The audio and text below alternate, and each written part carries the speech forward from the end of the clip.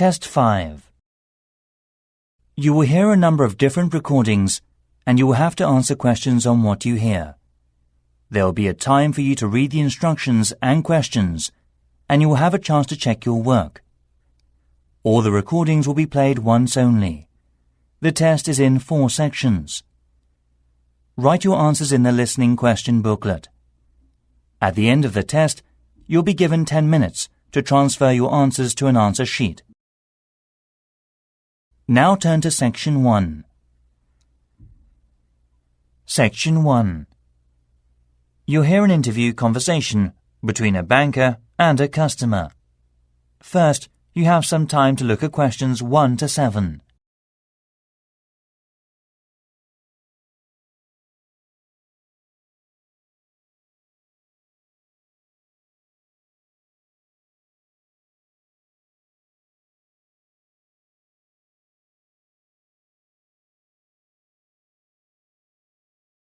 You'll see there is an example which is done for you. On this occasion only, the conversation relating to this will be played first. Hi, can I open a bank account, please? Sure, come on in. Make yourself at home. I'll just get some details for you. It won't take long. OK, right. What kind of account do you want? A deposit account. Type of account is a deposit account, so deposit account has been written on the form. Now we shall begin. You should answer the questions as you listen, because you will not hear the recording a second time. Listen carefully and answer the questions 1 to 7. Hi, can I open a bank account, please? Sure, come on in. Make yourself at home. I'll just get some details for you. It won't take long. OK, right. What kind of account do you want? A deposit account. OK, I've got the application form here then. Have a look at this leaflet. We have several types. I've decided on the one called Classic. Good, that's fine. Can I have your full name, please? Yes, it's Jonathan Fox. That's JONATHAN. Oh, right. Thank you. And what's your date of birth, please? The 21st of January, 1970. Right. Do you have another bank account in the UK? No, not yet. This is the first one. OK, fine. And what is your address in the UK, sir? 10 Island House, South Quay. That's East London, isn't it? Yes. Near Canary Wharf, right? Yes, that's right. How long have you been at your current address? Just around 1 month, actually. OK, that's fine. Can I ask for a previous address? Sure.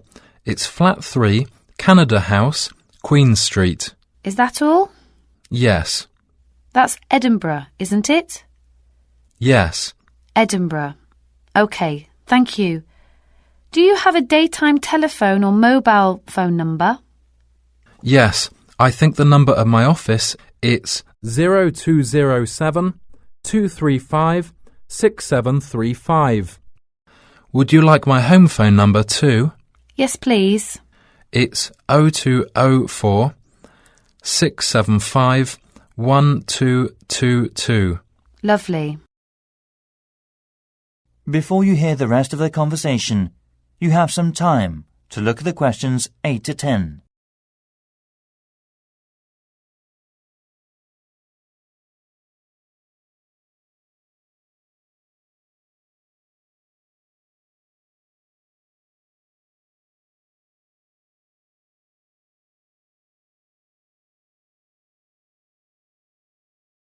Now listen and answer questions 8 to 10. Right. What do you do for a living in the UK, sir? I am working at an English language school in central London as a tutor. It's my main job. OK. Now we usually ask for a piece of information for checking your identity, for security reasons, if you phone us. Sure. What name is your mother's first name, because it's less likely to be known? OK, it's Monica. Thank you. Yes, Monica. It's Russian. OK, good. And how much would you like to open your account with? I've only brought £1,000. OK, fine. How often would you like to receive bank statements? I won't be needing bank statements. What about an online banking service? OK, just a moment, please. Can I check in the box on the screen? Sure. I was also wondering about a mortgage service. Sure. Can you just wait a moment? I'll introduce you to a mortgage marketing manager. Thank you. That is the end of section 1. You now have half a minute to check the answers.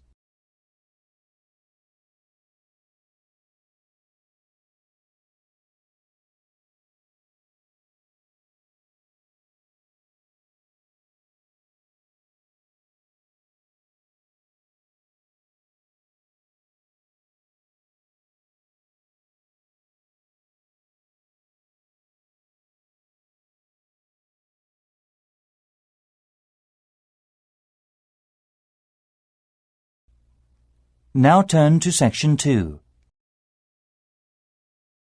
Section 2. You'll hear a tourism program, the Elizabeth House. First, you have some time to look at questions 11 to 14.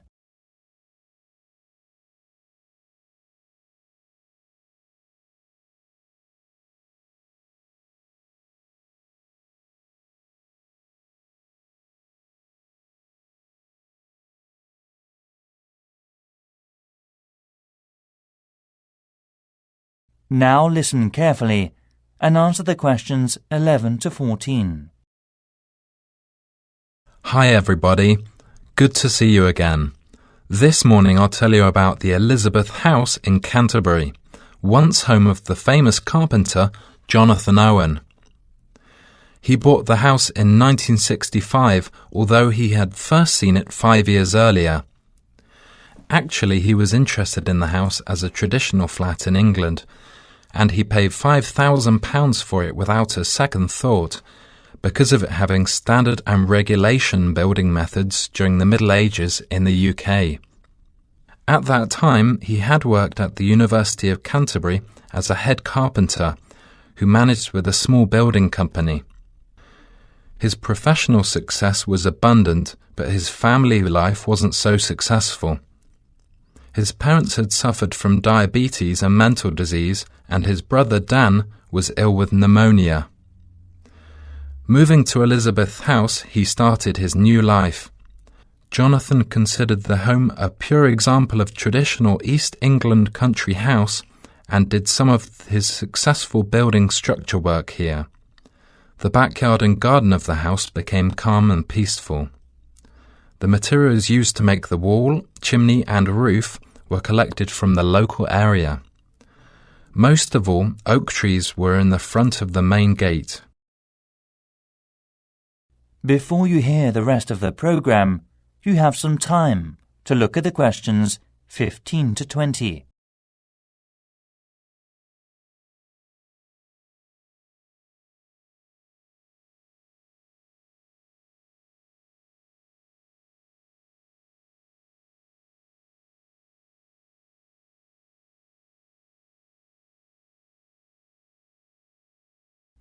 Now listen and answer questions 15 to 20.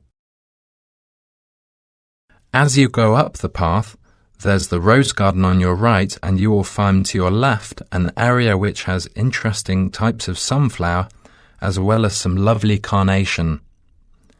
It is known as the sun rainbow and was designed by his brother Dan, who had studied gardening arts in Paris. The next destination is the Japanese footbridge, with exotic Asian mountain plants and fruit growing on it. Follow the path round to the second corner, and on your left you will see the entrance to the pear tree, with its 200-year-old branches go through the path until you've reached the front of the house. Now I'll give you a couple of hours to wander around this lovely building. Your tour guide will introduce and explain about its history and viewpoints to you. If you need to buy any of Jonathan's handbooks or other souvenirs, you can enter the house where you'll find the shop, which is located between the path and the water mill. I expect by this time you may also be in need of a rest and some refreshments from the snack bar. If you have a break, there is a lovely walk down towards the River Cotton. This is the best view for visitors. You can cross the field which spreads along the path close to the windmill. In autumn, this area will open a small event or festival which is definitely worth a visit. It is familiar a good place for growing strawberries. Every season most of the residents are ready to make local produce. Also, the local council helps to improve the grape festival by promoting and marketing it through online and offline methods. Last year, around 100 tons of grapes were harvested and sold at the City Mall. We'll now have a good chance to see an orchard behind the house. That is the end of section 2. You now have half a minute to check the answers.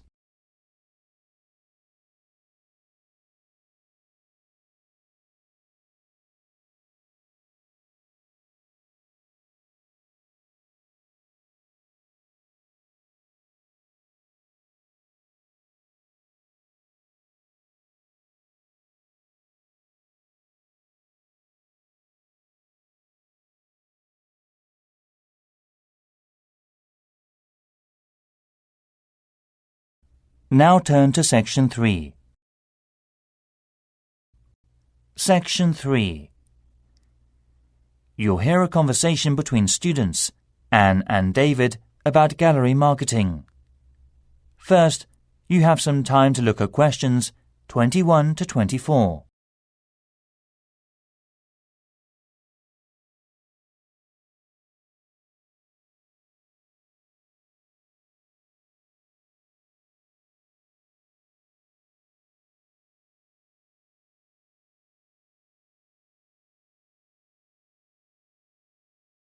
Now listen carefully and answer the questions 21 to 24. Anne, we really need to get working on this gallery marketing assignment.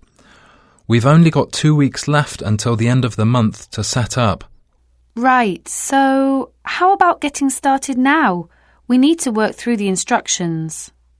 Well, we must search for one area from tourism industries, like the museum or gallery. There are lots of sites online. What are they about? The National Science Museum, the History Museum, the War Museum, the Tate Modern Art Gallery, and so on. You got more? We've got plenty. I've got an idea to find out the best comment. Coming this Friday, we'll get more information at the London Museum because it shows all the visitors' guidebooks of museums or galleries in the UK. It also runs a small workshop about non-profit tourism industries marketing. Great. So after visiting there, we have to use research methods, such as telephone interviews, questionnaires on the street, or sending out emails. Actually, we don't have a choice.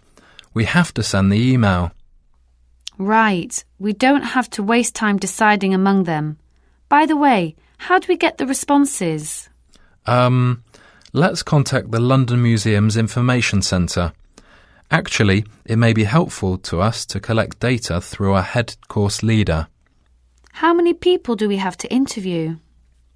Well, we have to split into 3 groups. And it looks like we have to interview 30 people for each group. So 90 altogether then. It depends on the ages too, right? That's right. So are they all the requirements? Yes, looks like it. Firstly, which part are we going to choose? My preference would be a modern art gallery, since that's where I spend most of the time.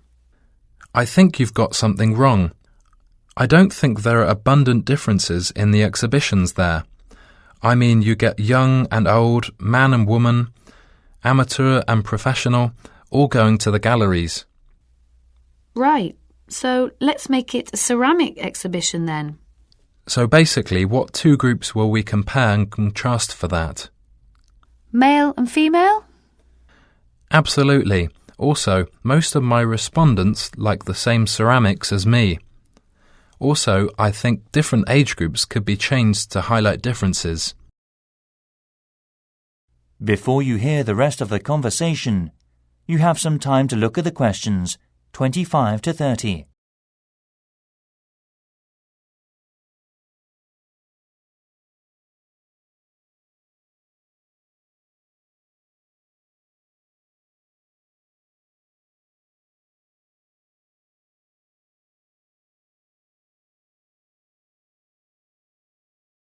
Now listen and answer questions 25 to 30. I think you're right. I'll take some comment. The age groups are teenagers, 20s, 30s, 40s and over. What do you think about this?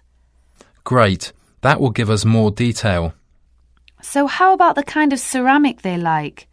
Let's give them some options and then we can just tick boxes. OK, let's have Asian, European, African. What else? Something special? Well, we should include the Incas in Peru. Some people like this style, you know. OK. And then we should know about their understanding of ceramics. They can learn about that thanks to a gallery curator who can inform them about the patterns and markings through picture and local clay.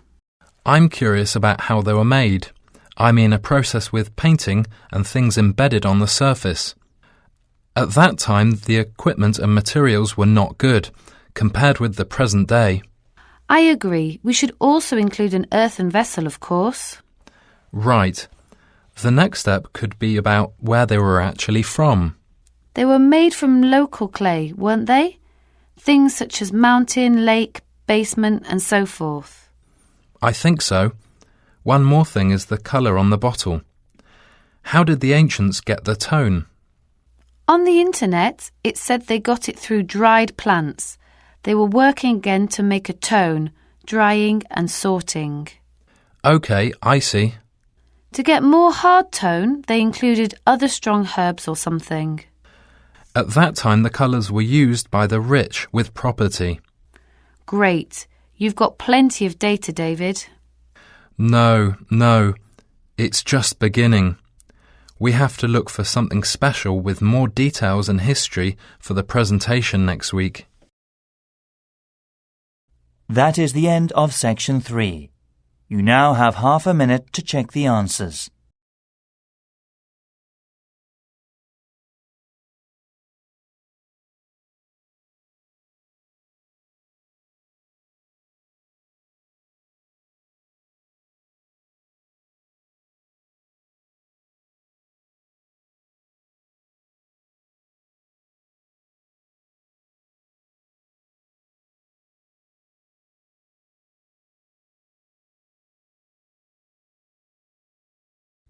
Now turn to Section 4.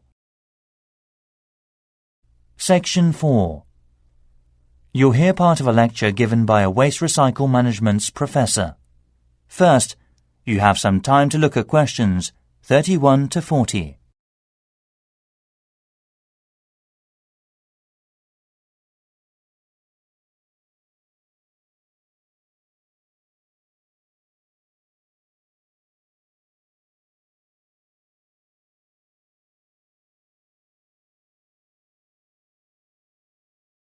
Now listen carefully and answer the questions 31 to 40. Hi everyone. This morning I'm going to talk to you about flea markets in England. At first we were surprised to learn that only 15% of people here in England make an effort to collect waste. That is lower than other European countries.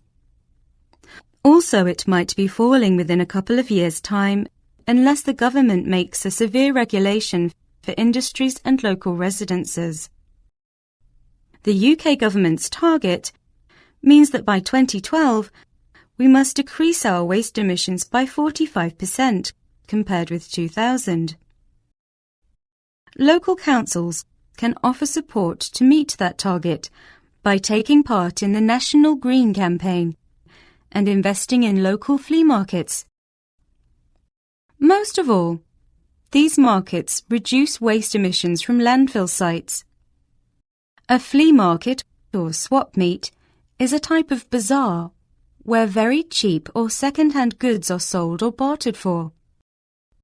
It may be indoors, like in a warehouse or school gymnasium, or it may be outdoors, like in a field or under a tent. The flea market vendors display the goods used on the table for selling, such as a few unwanted household items to operate commerce, including a variety of used living products. Many flea markets in European countries have food vendors who sell snacks and drinks to the visitors, and may be part of a small event such as carnivals or concerts. As part of our research, our team carried out a questionnaire with people in the local area. The results said, we need to open more second-hand shops. However, one problem is that there is a lack of information and marketing. To solve the problems, local councils should invest and support in flea markets by doing things like creating parking space, organising security, public promotions using the internet and other resources. We were also surprised to discover how waste such as furniture, computers, kitchen tools, and other such things are reused. And wooden furniture or electronic products are easy to recycle because they can be reused over and over again without becoming weaker. Around 3 million electronic goods are thrown away per year. Also, around 500,000 pieces of furniture are also disposed of. Only 1/5 is collected and fortunately recycled through many local flea markets. In 2009, there were around 3,000 flea markets in England. The number is increasing steadily so far. Surprisingly, by collecting under 15% of old books, lots of paper is imported, so more paper can be recycled in the UK. Europe recycles 50% of its paper, and Germany recycles 80% of its paper.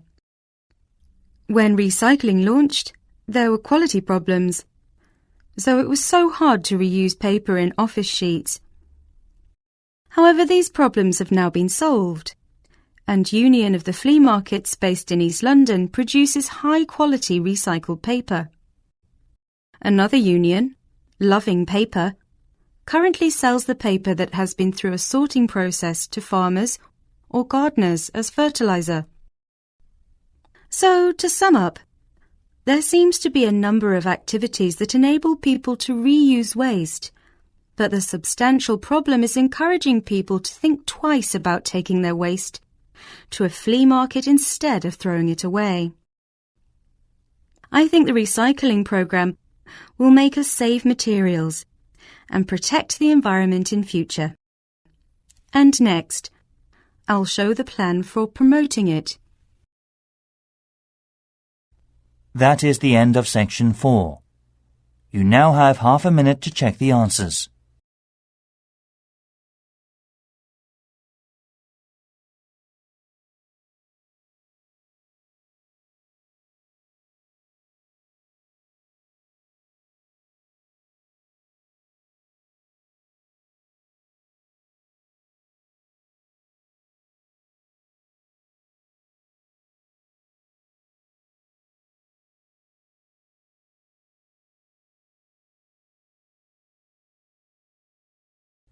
That is the end of the listening test.